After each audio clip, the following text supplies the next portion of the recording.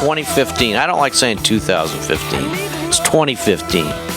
Because when it was 1950 or 1965, did you say 1965? No, you said 1965. 2015 as opposed to 2015. Yeah. However you'd like to do it. Did you go in the 1900s? Did you go 1901? No. Okay. Anyway, this is your hometown station, AM-1220 KHTS, and it's a Gazette Radio Hour with Doug and John every Friday.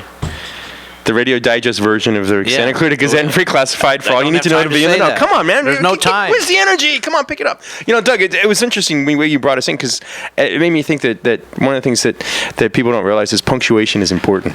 I was punctual. Not punctuality, punctuation. Oh, punctuation. Like commas. Like you see these signs and say, let's eat grandma. If you put a comma in there, it's fine. If not, you sound like a grandma. Yeah, as opposed to let's eat grandma. Right. Okay. That got me thinking about the refugee thing. Okay? Oh, yeah. Because everybody's going, no, we don't want the Syrian refugees. We don't want the Syrian refugees. We don't want the Syrian refugees unless. And all that's being reported in the mainstream media is we don't want the Syrian refugees. Yeah. And then we're a bunch of cold-hearted. Oh, we're nasty goods. people. And how we're turning our back. We have nativity scenes, which are Syrian refugees. We're not going to let Jesus or Mary and Joseph and their little baby Jesus into them because we're bad. No. All it means is take a breath. The governor of Maryland was one of those guys, 37 states now, let's say, no, time out, refugees, no. He's just saying, let's vet them, let's figure out a way to do it before we just let them pour in, because it just takes one of those guys, just one, and you got Paris happening. Yeah. It looks like we have to take a break. Already? See what I did? I know. That's not me. I'm just Peter's slave. Okay. Peter tells us to break, we break. All right, you've been listening to the Gazette Radio. Don't go away. Don't go away. We'll be back. We got a lot of stuff going on today. We've got a lot of continuing where we picked up where we started last week. We're going to pick up a little bit on the whole Old Town Newhall situation. Well, obviously, I have our football picks. I guess a feel-good story coming up, too. Yep. So it's a good time of year. Yep. All right, you've been listening to the Gazette Radio Hour. You're still listening, hopefully, to the Gazette Radio Hour with Doug and John on AM-1220 KHTS, Santa Cruz Hometown Station. We'll be back, right, Peter? You do need to know, folks, and that's why I had to do it, John. I knew you were going to. You're listening to your hometown station, AM-1220 KHTS. It's the Gazette Radio Hour with Doug and John. For everything you need to know to be in the know, the radio digest version of the Santa Clarita Gazette. I'm Doug. He's John. I am John. You're Doug. And John, we've kind of got a firestorm going. It reminds me of the billboards, John. Oh, geez. There's always, have you ever noticed there's always something? There's always something. It's not one thing, it's another. What did Gilda Radner say? Yeah. Okay. Well, anyway, so in the Gazette today, we ran an article about Tim Ben Boydston, who has some alternatives. Well, let's start from the beginning. Okay. Once upon a time, there was a downtown Newhall. All right. And then the Wicked Monkeys and the Scarecrow, and the city wanted to build a yellow brick road right down the middle. Now, all right. Okay, seriously, they want to put in a theater. They wanted to upgrade downtown Newhall. Right. Okay.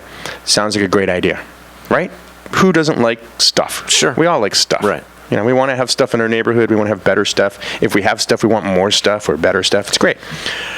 The problem is that somewhere along the lines, the city decided that they're going to help with the stuff. Right. And it's the degree of that help that seems to have people up in arms. You're talking about financially? Financially. Because somebody's got to pay for this stuff. Well, we have a community guy who's very supportive of Santa Clarita, Kevin Korenthal. Kevin, are you with us? Hey, John, Doug, how you guys doing? Hey, how are you? Good, Kevin. Hey, listen, tell everybody a little bit about, you have a background in some of this community redevelopment stuff, don't you? Yeah, going back to 2006, I was on the Newhall Redevelopment Committee with a number of other very involved citizens. I had the opportunity, on numerous occasions to discuss future current plans for the Old Town Newhall area. In fact, it was at the Old Town Newhall Redevelopment Committee's behest that we agreed to the term Old Town Newhall as opposed to some of the other things that have been suggested, like downtown Newhall and so forth. So some pretty weighty decisions going through that group. But it really gave me an opportunity to discuss a lot of the key areas of development that we're seeing unfold now. Okay. Well, the biggest question is how involved financially should a city be in a private enterprise? That seems to be the big bugaboo in all this mess, right? Well, I do think it's a huge part of the conversation. And I think that the size, scope, and potential value of a project is going to, I think, determine the involvement of the local municipality. And I want to make my belief is that when you have local government funding local projects that benefit the local community, I think you have a pretty good match there. It's only at this small government level that I think you can make those types of decisions. And we see with the conversation that's going on right now, people are discussing this project and what they think its value is. And from the very get-go, we pretty much understood that there was going to be some public component to fund some portion of this to make it possible to bring this business to Old Town Newhall. And when you're talking about a project of this size, scope, use, and value to that part of the community, I think there's a really good case to be made for the public entity, our city, to get involved with it. Yeah. Kevin, back when you were on the committee, wasn't there state money available for this sort of thing? Well, it wasn't so much state. There was actually a component of our local tax base that went to Sacramento and was returned to the community for investment in redevelopment. Okay. So it was our local tax money that was basically just being bounced through Sacramento and back. Right. But then Sacramento decided they wanted to keep the money. Well, what was happening was some communities were abusing the privilege of being able to do this and were sinking large sums of money into huge bureaucratic projects that never came to fruition. Having watched closely our own redevelopment, I can tell you that it was a really sad day, and it vastly stunted the growth of that area when redevelopment was removed. Yeah, I can imagine. Yeah. But it still seems to me that people's hang-up on this seems to be the financial. I mean, everybody is in agreement that, downtown Newhall could be built up. It would be a great place. People would definitely come down here and enjoy the facilities and everything else that it has to offer. But is it the best use of public funds? Right. Seems to be the big issue. Which was the point of Councilman Boydston's article today in the Gazette, that exact point. Yeah, and it seems like there's other things that we could do with the money, but I'm curious to see, and you know this more than I do, Kevin. It seems like they do an awful lot of studying on these things, a lot of reports that are still pending, even to the City Council with this project. You guys must have been inundated with information. Well, I think without speaking, specifically to the project being proposed right now, I think it was always in the cards that there would be some sort of public investment in an anchor-type business project for the Old Town Newhall area. If we were still in the redevelopment zone, if redevelopment was still underway and hadn't been removed by Jerry Brown, I don't even think we'd be really having this argument, because the city was co-sponsoring numerous projects, everything from the streetscape to helping one of the businesses, put a new awning up. The city was paying for that stuff. Nothing has really changed, except that you don't have any longer the excuse that this is a redevelopment zone. So I'm not even sure, what the real problem is with regards to there being some investment in Old Town Newhall, because we've been doing it for almost 20 years now. Well, I think the problem is that we're not getting that money back. I mean, with the redevelopment, we would get the tax basis back from Sacramento. Here, it's a complete outlay of city funds. Well, let me give you an example of where I don't think that's exactly true. I'm not sure a business like a particular restaurant and beer bar, without naming them specifically, would have been attracted to Old Town Newhall if it still looked the way that it was, without the streetscaping, with 45, 55 mile an hour traffic, no trees, very little decoration on the holidays. I'm not sure if a business like that would have necessarily seen Old Town Newhall as a place to invest in if the city had not already invested in the way that area looks, acts, and is utilized. Right, but I think there is a return on investment. It may not necessarily immediately be a cash or a tax return, but over time, the goal is when you bring in a project like the one that's being discussed, or any of the other projects that have been discussed in the past, that's going to attract additional businesses, and that's going to attract additional customers, and that's going to build a tax base. Yeah, because that's the thing that people are always saying, well, it's going to increase the tax base. Well, the actual theater itself isn't going to. I think some of the ancillary stuff may. But it seems to me that it's doing streetscape, wow, that's hard to say, and other traffic improvements and things along those lines are for the benefit of the community as a whole from an outlay standpoint. Okay, we're going to invest $2 million in the center dividers or whatever. That's fine. That's for the community as a whole. This is a direct subsidy to a profit, not a non-profit, a profit corporation. And that's where I think people are going, wait a minute, time out here. Because I don't think we've done that before here. I mean, other than maybe some of the frontscape of some of the buildings, right? Well, there's a number of businesses in Old Town New Hall that have benefited by an even vaster sum of money than simply rebuilding an awning. But kind of to the broader point is there's a huge hurdle to get over with regards to turning a place that was the Old Town New Hall that we knew from 20 years ago, with a number of businesses there that weren't necessarily conducive towards customer traffic, and now seeing how more restaurants, clothing shops, the types of businesses that are going to draw customers to the area have come to fruition.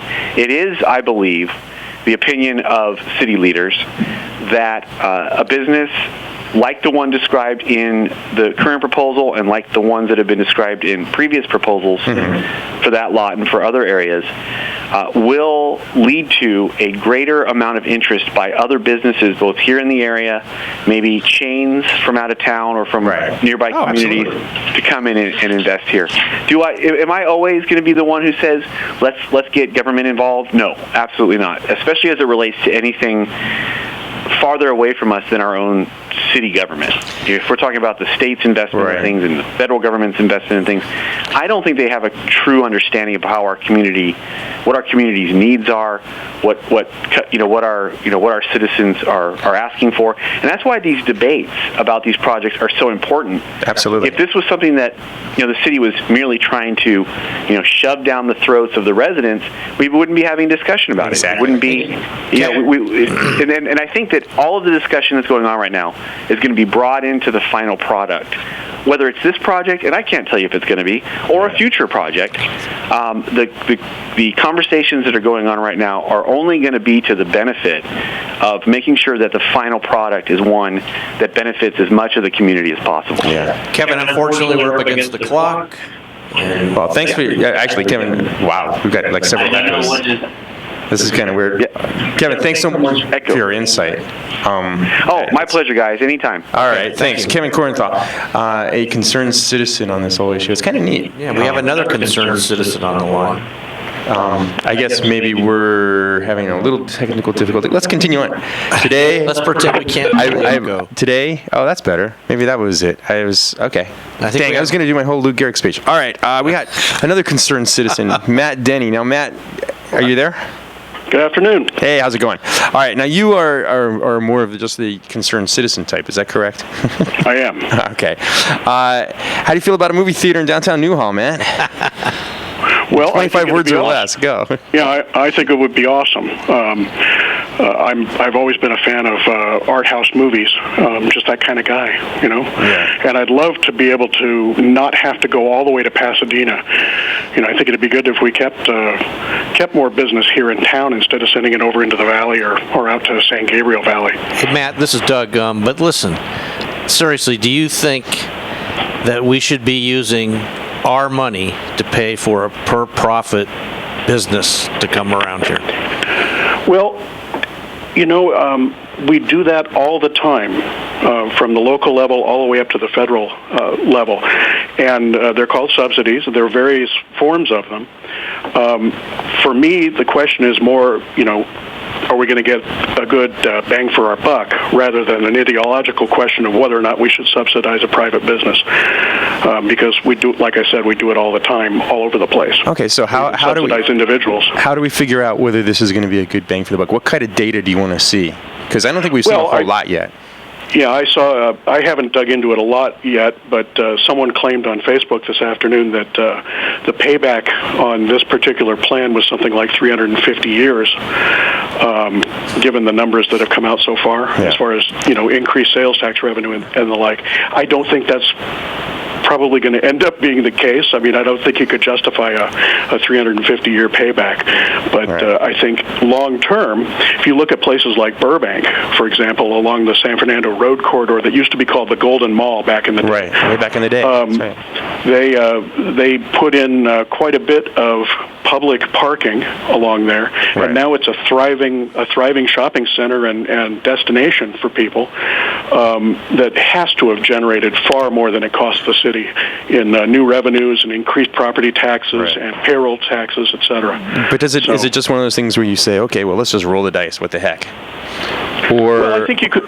No, I think you can look at the experience of other cities like Burbank. I haven't looked at any reports about what Burbank and Glendale have done, but clearly they've been pretty successful. And I think you can base projections of what's going to happen here on the experience of other places, especially well-run cities like Burbank and Glendale, and Santa Clarita is one of those kinds of cities.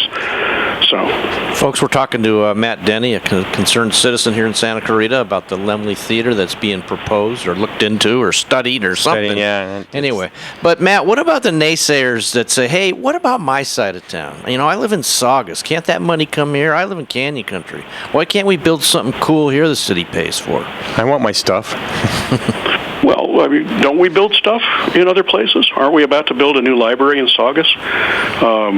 We have the aquatic center that's been built out in Canyon Country, and some other things that are going on around town. I mean, it's a big valley. It's a big city, and I guess the crux of that argument is more along the lines. It's the Tim Ben counter proposal. Tim Ben Boyson has proposed using the money that we were going to use to subsidize the theater to complete certain projects throughout the entire city, and it kind of made me scratch my head and go, well, you know, where's this money coming from again? And how come, is it like we just won the lotto and we have this extra money to spend? Or are these things that are off budget and we're kind of filling in somehow?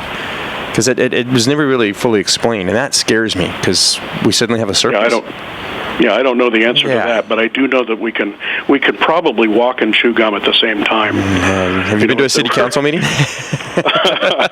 I have, but this is a very well-run city, and I think if there are appropriate projects in other places other than just Newhall, that could happen. But to say let's not do this one because we're not doing one in Saugus and one in Canyon Country at the same time doesn't sound quite right to me. Hey, Matt, just for the sake of our listeners who may not have saw the article in the Gazette this morning, although I don't know how that could happen. I don't know why they would. But anyway, Mr. Boydston did list some things that he thought the money should go towards instead. $2 million towards the reinstatement of the transitional care unit at Henry Mayo, which was closed during their expansion. Transitions when you're in the hospital and you're not quite ready to go home, so you have to go somewhere for the interim time. $2 million towards planning and site acquisition for an additional centrally located sheriff's station, $200 million to the Canyon Country Community Center, $200 million for the Saugus Library Community Center, and $1 million for an adult daycare center. So, that's kind of the other side where they're saying, hey, let's use this money for this sort of stuff. Yeah. But is this the only money we have? That'd be the question I ask. Right. And then, his plan includes some new parking, correct? Yes, it does include new parking, I believe. It just doesn't include the theater. I think it's some of the development, and then it's mixed use, commercial, and then some residential stuff. Yeah. I mean, it's not. There's interesting sides to both of this, and I think taking a little bit of a break and getting that information from neighboring cities is a great idea, man. That's something I hadn't thought of, because I'm like, how do they even come up with the data to prove that non-ancillary, I mean, we're going to subsidize a business and hope that business brings in other business to raise the tax basis so that we can get repaid. When you say it out loud, it doesn't make a lot of sense. Well, a lot of subsidies don't make sense, but, you also have to remember we're in competition with other cities. Just like, a lot of our jobs are going to Texas and Nevada because of their favorable regulatory environments and subsidies that they provide for people to come and start their businesses there. We're in competition with Burbank and Glendale and Pasadena. Right. True that. And our dollars are flowing out of our valley and into the coffers of other cities, and we have to compete with that. And that requires that sometimes you do things that ideologically you might not want to do, like subsidizing private business. But I think it can be done in a sane and responsible manner. I don't know that we're there yet, but I haven't looked very closely at all this stuff yet. Yeah, there's a lot of different ways to go with this, and like I said, I was concerned about, well, wait a minute, how come we're spending this money now? Just when we get something, it's like a kid who finds a nickel. It's like, oh, I'm going to go spend this quick. Well, maybe $5 because a nickel doesn't buy much anymore. But finds a $5 bill and it's like, oh, let's spend it, as opposed to, wait a minute, let's take a break. What are we going to buy with this? Can we save it for something else? Here's another interesting thing. Why now? One of the questions that my office is on Valencia Boulevard, so I drive by the mall every day to go home. And I noticed that at the height of the recession, that Westfield was putting in all the patios and the restaurants and all the rest of that. And I thought, what are they out of their minds? No one's going to go there. We're in a recession. But it turns out that now there's nowhere to park over there because the place is so crowded. So, they built it and people came. And I think that may be, what we're looking at here. There you go. We should maybe not sit on our hands too long, but there you have it. Matt, we're up against the clock. I really appreciate you coming on. But how about you come back next week and talk about the $20 trillion debt our nation has? Can you solve that for us? Don't do it, Matt. Run away. No, piece of cake. Thanks, guys. Matt Denny, thank you. Matt Denny, concerned citizen. That's pretty cool. It's good to get both sides of that argument, because I'm honest. I'm a little torn. I have to be honest. I'm leaning towards Tim Benn's way of thinking. I don't think that public money should be going to private business. And one of my arguments is, hey, I got a business here. Yeah, but throw some money my way. But here's the problem with your business. What ancillary businesses are you going to generate out of your business? And that's it. Once again, it goes to the common good. And why do we have public government? And why do we have public money? And I can see both sides. I'm not sure that I don't feel comfortable that there's been an informed decision one way or the other, or that there's enough. I take that back. I don't feel comfortable there's enough information to make an informed decision. Apparently Tuesday, or when the next city council meeting is, there's going to be a lot of that information divulged. And I think the key is everybody show up at the city council meeting, get the information, contact your city council, make an informed decision, and then let them know how you feel. And that's probably what they want. That's how America works. All right, in theory. True. The way America works is I get stuff from the government. It's cool. I want more stuff. So all right, we're listening to Gazette Radio Hour with Doug and John. Free school, free housing. Doug? I was going out. I want a free car. When I'm going out, I want a free cell phone. Sorry. Free college tuition. Free milk. Free cheese. Free cheese. Free steak. Bring back the free cheese. Steak, you know how much it's going up? It's unbelievable. I don't understand why they didn't subsidize steak or burgers or something. You know how much a porterhouse is now? Yeah. Anyway, we got to go. All right, you listen to Gazette Radio with Doug and John on AM-1220 KHTS, Santa Cruz hometown station. We're back after this.